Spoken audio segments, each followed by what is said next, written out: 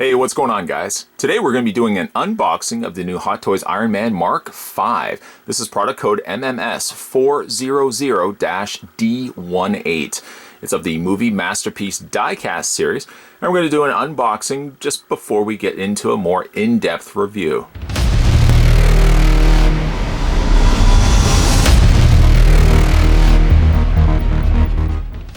So the Mark V is going to be slated for release actually either May or June 2018, so it's going to be coming right up. You can currently pre-order this over at Sideshow Collectibles.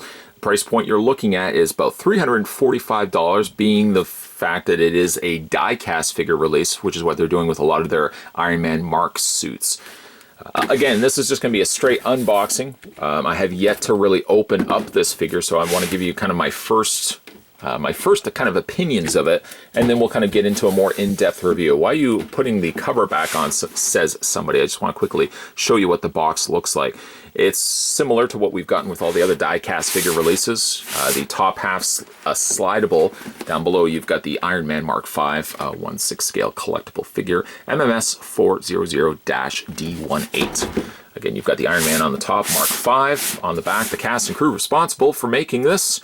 Not something I do say a lot anymore in the actual in-depth reviews, because generally it's just a turnaround of the boxes itself, so it kind of gives me a chance to talk a little bit more about these things as we are taking the figure out of the box. So we're going to go ahead and slide the top half of the box out, treat it immediately to the styrofoam insert. When I did the unboxing of the Spider-Man Homecoming figure, somebody said I was awfully rough taking the figure out of packaging. I didn't think I really was, but nonetheless, we're going to go ahead and peel the back layer off. There's two halves to this hole. We get ourselves the instruction guide, user guide. Make sure you make use of that. As for the bottom half, let's go ahead and open this up. Now, I have to admit, as I'm opening this up here, I have to admit that I would have been disappointed had they not included the actual briefcase. After all, this is the case, this is the suit that starts off as a case and really basically opens up around Tony's body, giving him the Mark V. I don't know if you actually know this too, it's one of my favorite Iron Man suits. Excluding Civil War, which I think is my all-time favorite Iron Man suit, up to Avengers Infinity War, which I haven't seen yet. No, I have not seen it yet. The Mark V is my all-time favorite suit. I just love the design of a suitcase armor that opens up and basically envelops Tony's body, giving him the armor quickly as he's about to face off with Whiplash the first time. So anyways, here's the case. Very, very cool. Cranberry red, and then of course you've got the darker gray happening in there. I'm not really going to get too in-depth in this because of course I'm going to get into a more thorough review in the next couple of days, but this is just basically my initial unboxing and thoughts. The case is relatively light. It's not metal. It's actually just plastic, but I guess it didn't necessarily need to be metal. If a metal briefcase, suitcase here, increased the price point of this figure by, let's say, $30 or so, I'm perfectly fine with this just being completely plastic. So you get that. You get some batteries. Oh, and you get yourself a screwdriver. That's good for somebody who actually doesn't have a screwdriver. And a lot of times, if I ever get like the new Hot Toy Iron Mans, usually you'll know there's always tons of lights and all that stuff. So you have to take the batteries compartments all off, probably the arms, the legs, torso, and head. Then you've got the racetrack. I'm guessing this is the racetrack base. On the front, you've got Iron Man 2 Mark V. I don't know, for some reason, whenever I think the Mark suits, I always generally forget that the Mark V is the briefcase suit, because I always think to myself, and then I have to kind of stop and correct myself. And it's like the original suit was Mark I, Mark II was the silver suit, Mark III was the painted suit, of course, the new cleaned over suit. And I always forget that the Mark V somehow, I always think that the briefcase, the suitcase suit is always the Mark IV. I don't know why I always think that. Just being silly, I suppose. Anyways, that's the base. And then, of course, you got the neck that's going to go into that, which just happens to be right here. Plugs into place. I like that the base is small. Initial thoughts. The base is small. Sometimes when you get these really large bases, they're way too big. And I'm just thinking for the accommodations of getting them to fit with other hot toys in my detolf. Generally, the rule of thumb is I usually put 4 hot toys per shelf on my detolf. So like 2 in the front, 2 in the back. When you start incorporating larger bases than this is where I have to now start thinking, okay, 3 figures per base. And then before you know it, you're carrying a figure down the next shelf. And I like to try to keep all the figures kind of consistent to one another. So like one shelf would be Iron Man. Next shelf, for example, would be Batman. I would not want to ever bring an Iron Man down with Batman because I know that's just blasphemy. Okay, so we get an interchangeable hand. It looks like a battle damaged hand with some fingers of the armor. Looks like it's been removed. Okay, and again, I'm going to keep this very, very straight and to the point, hopefully, because again, I'll spend more time talking about it when we do the more in-depth review. We have a shoulder plate. It looks like it's been ripped and damaged away, likely due to Whiplash's whips. And then, of course, looks like, not really sure what this piece is. It tabs into place. I'm sure it probably goes on the back of his shoulder. It's probably, I just look at the shoulder pad here. I'm just trying to think if it actually goes like this or something to the equivalent of that on the one side of Tony. When we get into something a little bit more concrete for a review, of course, I'll look into that. Or if you're some other people, this will be part of their review. I have no idea what these are for. Kind of, sort of. I don't really know what these are for. Anyways, comes with a arc reactor. Comes with the plate. Is this the one, I guess I'm trying to think if this is the one he has on display or not. Again, you've got the front plate, also battle damaged. Let's see what else we have in here. Another damaged piece. Okay. And then the last of accessories, just so you know I'm not making this all up. I mean, that's it. Tray's empty. We also have a damaged arm. Again, like with more damage to the suit. Again, you got those fingers exposed from the not the NASCAR, but the racing outfit that Tony wears. So that's the one half. Now I'm going to pry away the styrofoam in the hopes that I'm not going to have the figure fall forward. Now that I've already said that. Oh, we almost lost the head. Okay, so we'll put the styrofoam to the side. I'm going to obviously lay this down because I'm not going to jinx fate by thinking it's not going to topple over. And we got the Iron Man suit. Many, many pieces of foam all put in there.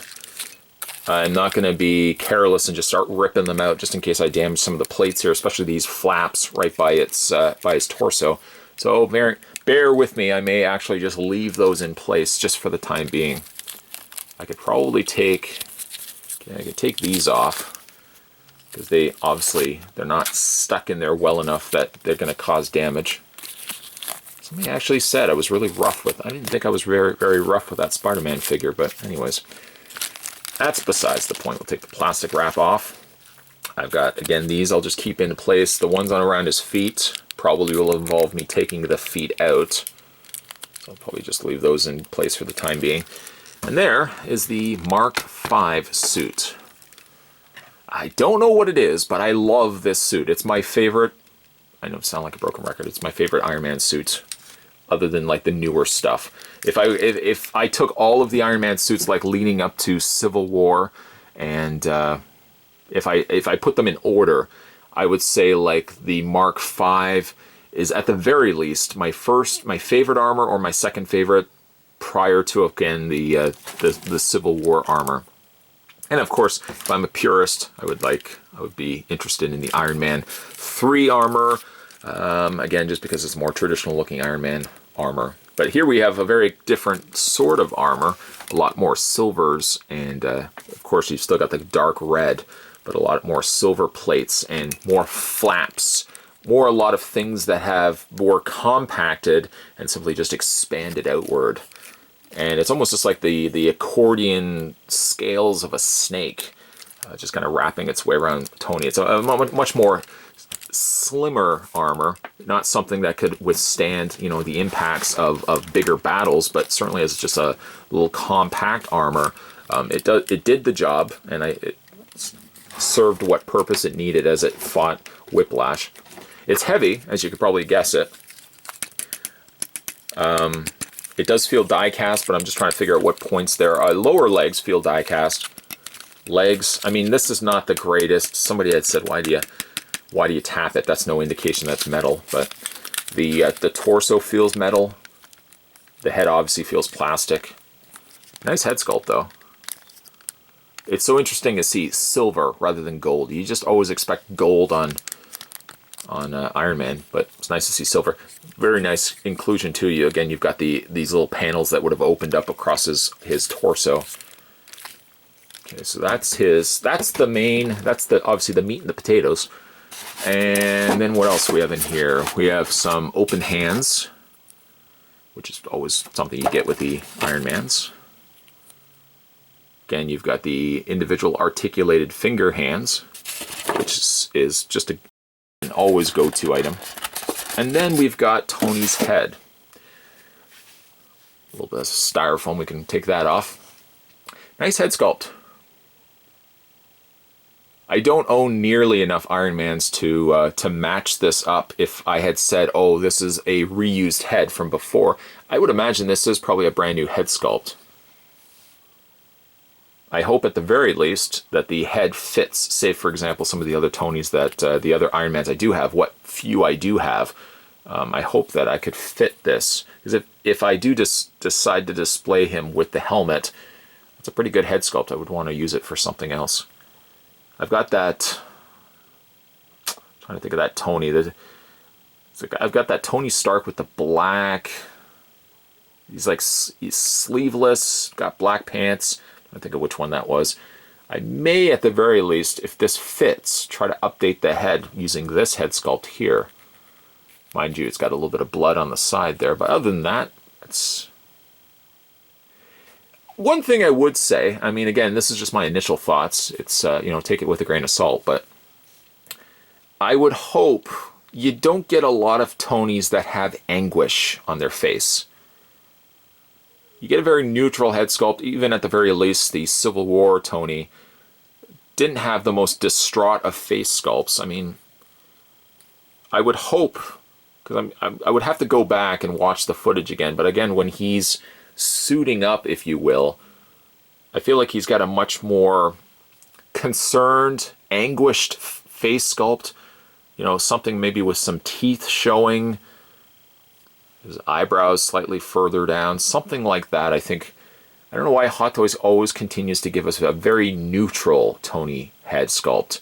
I want to see anguished Tony. I want to see angry, you know, what am I going to do sort of Tony Stark head. Oh, I was going to say, his head doesn't seem to be moving, but there's foam inside of here. There's a little sheet of foam in there that's preventing his head sculpt from moving. And I guess his Adam's apple's over here, so we just want to make sure that's facing the right way. Yeah, an anguished Tony Stark head.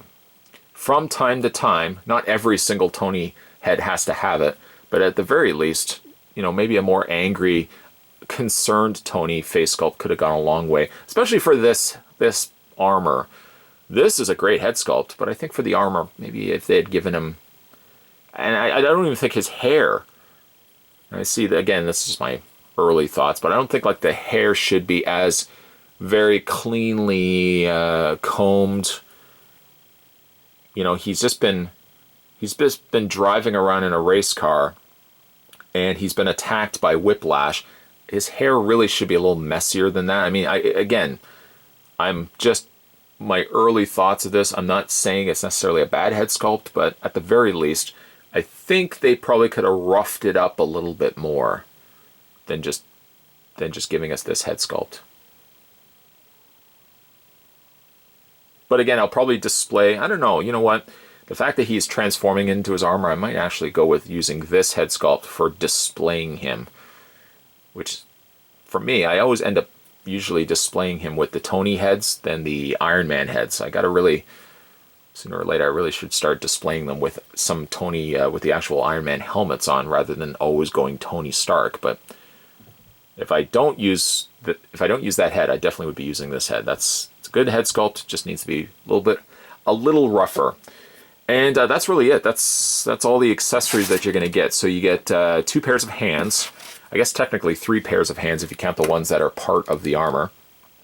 3 pairs of hands, and then you've got the battle damaged arm, a couple of different plates, and I guess a damaged hand there, some extra plates, and of course the suitcase.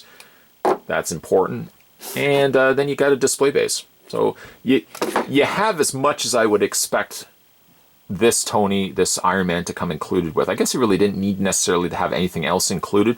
Oh, actually, one thing that would have been neat is if they had not necessarily, of course, included Whiplash, but at the very least have some of Whiplash's whips maybe wrapped around the arms, even if they were just free floating, just so it looked as if Iron Man was fighting him, even though if you don't, necessarily have Whiplash.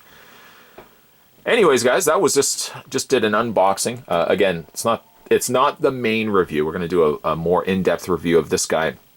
Hopefully, I'm going to shoot it right after this one. But I just want to give you my initial thoughts for it. This was the Hot Toys MMS 400-D18. This was the Iron Man Mark V, which so happens to be my favorite Iron Man armor. Again, it's currently on pre-order over at SideshowCollectibles.com. And price point's going to be about mid-3s because, of course, it's die-cast rather than... I'm really glad, actually, they're going die-cast rather than plastic. I guess figures really could be plastic across the board, but for Iron Man, I almost always feel like anything that's made of metal, like in a movie, like an R2-D2 or C-3PO, or in this case, Iron Man, if they're made of metal in the movie, I almost feel like picking them up right away, they should have weight to them. If I'm picking the figure up and it's made of plastic, I mean, it's obviously a cheaper means of picking up a figure. You're not spending as much for it. But I don't mind spending a little bit extra for die cast, especially for Iron Man suits, and like the RoboCops, for example. Like those things should have weight to them. So I'm glad they re-released this guy in die cast form. Like I said, guys, the review of this guy is going to be coming, so stay tuned for that. I hope that you guys enjoy these little unboxings. It kind of, not to say I don't script these reviews anyways, but at the very least, it's just kind of my initial thoughts, my unstructured thoughts, so to speak, of what I think of these things before we get into the nitty-gritty of an actual review.